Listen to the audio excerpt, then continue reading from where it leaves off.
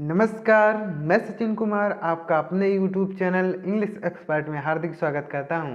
तो प्यारे दोस्तों, आज मैं एक इंग्लिश की बहुत ही अच्छी मॉरल स्टोरी लेके आया हूं, जिसको पढ़ के आप अपने इंग्लिश को इम्प्रूव कर सकते हैं। रीडिंग में, राइटिंग में और स्पीकिंग में आप सुधार कर सकते हैं। और इस स्टोरी में बहुत सारे डिफ़िकल्ट वर्ड की मीनिंग को और कौन सा टेंस कहाँ पर यूज़ किया गया है इसके बारे में भी जानेंगे।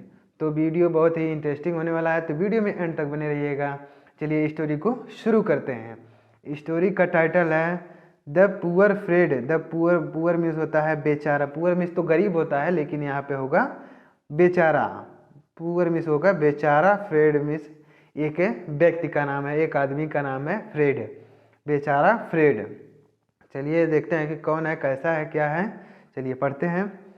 Once upon a time there was a man named Fred. Once upon a time यानी एक समय की बात है। एक समय की बात है। देयर यहाँ सब्जेक्ट है, इसका अर्थ नहीं होगा। अगर कहीं बीच में है या फिर लास्ट में है तो वहाँ पे उसका अर्थ होता है, लेकिन यहाँ पे नहीं होगा।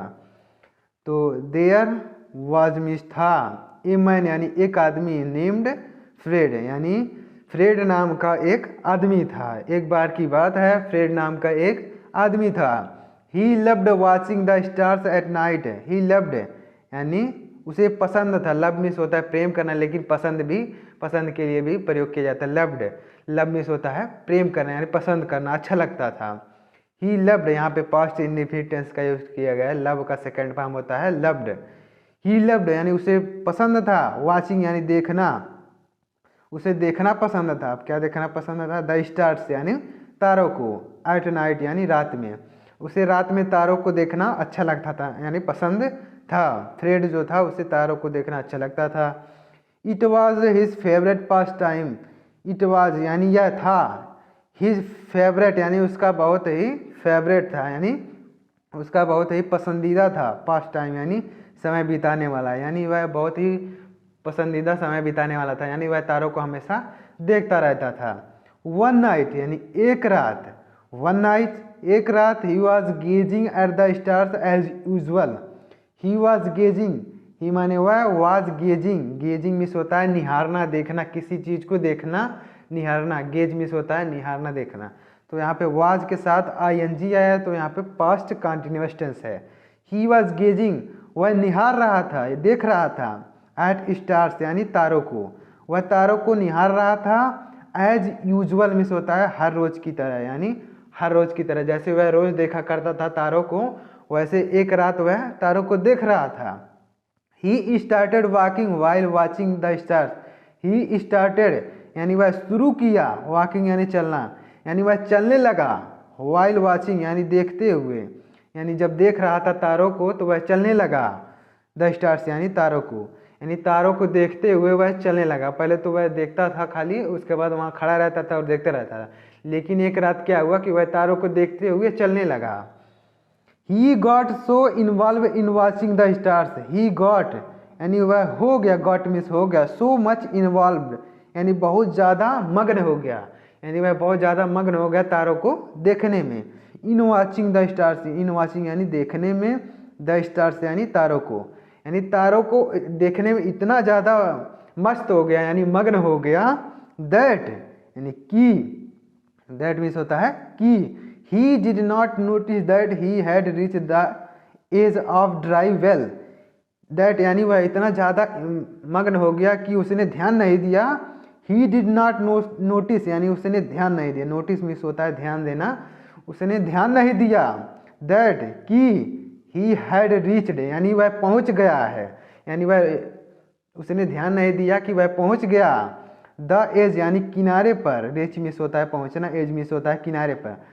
ऑफ ए ड्राई वेल एक सूखे कुएं के पास, यानी वह तारों को देखने में इतना ज़्यादा मस्त हो गया, मग्न हो गया कि वह ध्यान नहीं दिया कि वह एक सूखे कुएं के किनारे पहुंच गया है। And before he could stop himself. And before यानी इससे पहले, एंड बिफोर यानी इससे पहले, he could stop, he could stop यानी रोक सकता, हिमसेल्फ यानी स्वयं को, यानी इससे पहले कि वह स्वयं को रोक सकता। He fell into the well, he fell यानी वह गिर गया, इनटू द वेल यानी कुएं में, यानी इससे पहले कि वह खुद को रोकता वह कुएं में गिर गया। He lay there groaning in the pain, he lay यानी वह पड़ा रहा, ले मिस होता है पड़ा रहना, यानी जैसे बिस्तर पे पड़ा रहना या फिर कहीं किसी जगह पे पड़ा रहना तो उसको बोलते हैं ले, यानी वह पड़ा रहा, देयर मिस वहाँ, वह वहाँ पड़ा रहा, ग्रोनिंग यानी कहर रहा था, यानी इन पेन यानी दर्द में, वह वहाँ दर्द में पड़ा हुआ कहर रहा था, यानी जो आदमी था वो जब कुएं में गिर गया तो वह दर्द से कहर रहा था। ग्रोनिंग मिस होता है कहरना, इन पेन यानी दर्द में। A man passing by heard his groans and came to the well, a man यानी एक आदमी, पासिंग यानी जाते हुए, यानी एक आदमी जा रहा था उस कुएं के पास से, हर्ड यानी सुना, एक आदमी सुना, हिज ग्रोन्स यानी उसकी कहार को, यानी जब वह कहार रहा था तो उसकी कहार को सुना, and came to the well, came मिस आया, यहाँ पे देखिए काम का सेकेंड फॉर्म होता है केम, यहाँ पे भी पास्ट इंडेफिनिट टेंस का यूज किया गया है। टू द वेल यानी कुएं के पास, यानी जब उस आदमी ने उसकी कहार को सुना, यानी जब वह कहर रहा था तो उसकी कहार को सुना तो वह कुएं के पास आया। ही आस्क्ड यानी उसने पूछा, ही आस्क्ड यानी उस आदमी ने पूछा, how did you fall down, how did you यानी तुम कैसे, फॉल मीन्स गिर गए, डाउन मीन्स नीचे, यानी तुम कैसे नीचे गिर गए, यानी तुम कुएं में कैसे गिर गए, वह आदमी उससे फ्रेड से पूछ रहा है। फ्रेड टोल्ड हिम, फ्रेड ने टोल्ड मीन्स कहा, टेल का सेकेंड फॉर्म होता है टोल्ड, यहाँ पे भी पास्ट इंडिफिनिट टेंस है। फ्रेड टोल्ड मीन्स कहा, हिम मीन्स उसको, ऑल दैट यानी सभी, यानी जो भी हुआ उसके साथ वह बताया, हैड हैपेंड यानी जो भी उसके साथ हुआ, हैपेंड मीन्स होता है घटना, यानी जो उसके साथ घटना घटी उस वह सभी चीज़ें उसको बताया, यानी उस आदमी को बताया कि मैं तारों को देख रहा था और ऐसे देखते हुए इतना मग्न हो गया कि मैं ध्यान नहीं दिया कि मैं कुएं के किनारे पे पहुंच गया और मैं इस कुएं में गिर गया। उस घटना को जो फ्रेड जो है उस आदमी को बता रहा है। अब देखिएगा आदमी का क्या कहेगा। The man said, the man यानी आदमी ने, यानी उस आदमी ने कहा, हम यानी ठीक है, हम यानी ऐसा कहते नहीं है कि हम, यानी जब उसकी बात को सुना तो कहा हम।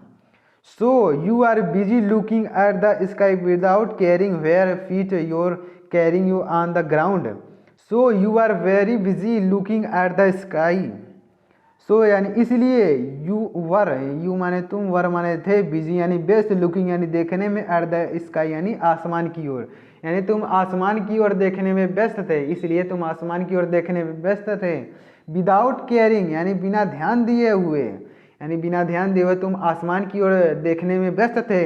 वेर यानी कहाँ, योर फीट यानी तुम्हारे पैर, वर कैरिंग से ले जा रहे थे, यानी तुम बिना ध्यान दिए हुए आसमान की ओर देख रहे हो और यह तुमने ध्यान नहीं दिया कि तुम्हारे पैर जो है तुमको जमीन पे ले जा रहे हैं, यानी तुम्हारे पैर तुमको आगे ले जा रहे हैं, कैरिंग मिस ले जा रहे हैं, यू मिस तुम्हें ऑन द ग्राउंड यानी जमीन पर, और तुम ध्यान नहीं दिया कि तुम्हारे पैर तुमको जमीन पर ले जा रहे हैं। I suppose so, said the phrase, said phrase, I suppose यानी मुझे, सपोज मिस लगता है, सो मिस ऐसा, मुझे भी ऐसा लगता है, सेड द फ्रेज यानी फ्रेड ने कहा, यानी फ्रेड ने कहा कि मुझे भी ऐसा लगता है कि मैं तारों को देख रहा था और ध्यान नहीं दिया कि मेरे पैर मुझको ज़मीन पे ले जा रहे हैं और वह कुएं में गिर गया। ऐसे फ्रेड कह रहा है मुझे भी ऐसा लगता है।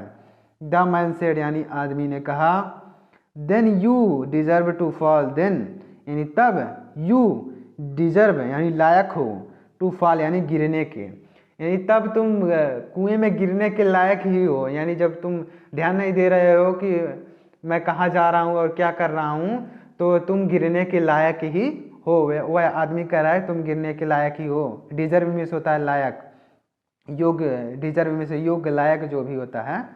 Helping you would be a mistake, helping you यानी तुम्हारी मदद करना, हेल्पिंग यू यानी तुम्हारी मदद करना, वुड बी होगा, वुड बी यानी होगा, ए मिस्टेक यानी एक गलती, यानी तुम्हारी मदद करना एक गलती होगा, यानी तुम ध्यान नहीं दे रहे हो और आगे चलते हुए जा रहे हो तो तुम्हारी मदद करना एक गलती होगी। सेइंग सो यानी ऐसा कहते हुए, सेइंग सो ऐसा कहते हुए, द मैन यानी आदमी, वेंट मिस चला गया, अवे मिस दूर, यानी ऐसा कहते हुए वह आदमी वहाँ से चला गया। यानी वो आदमी ने कहा तुम जब ध्यान नहीं दे रहे हो और तारों को देखते हुए आगे बढ़ रहे हो तो तुम गिरने के लायक ही हो, इसलिए तुम्हारे मदद करना एक गलती होगी। और वह आदमी वहाँ से चला गया और उसकी मदद नहीं किया। तो इस कहानी से हमें क्या सीख मिलती है? मोरल क्या है इस कहानी का? Look before you leap. Look means देखो, बिफोर मीन्स पहले, यू मीन्स तुम, लीप मीन्स छलांग, यानी छलांग लगाने से पहले देखो, यानी किसी चीज़ को करने से पहले देखो। यानी समझो जैसे वह चलता हुआ जा रहा था और तारों को देख रहा था, यानी स्टार्स को देख रहा था और आगे बढ़ता जा रहा था। तो यही यहाँ पे लिखा गया है कि छलांग लगाने से पहले देखो। देखो मतलब पहले कितनी दूरी है तब उसके बाद छलांग लगाओ। इसके कहने का अर्थ है कि मतलब पहले किसी चीज़ को समझो उसके बाद काम को करो। यहाँ पे लिखा गया है छलांग लगाने से पहले देखो।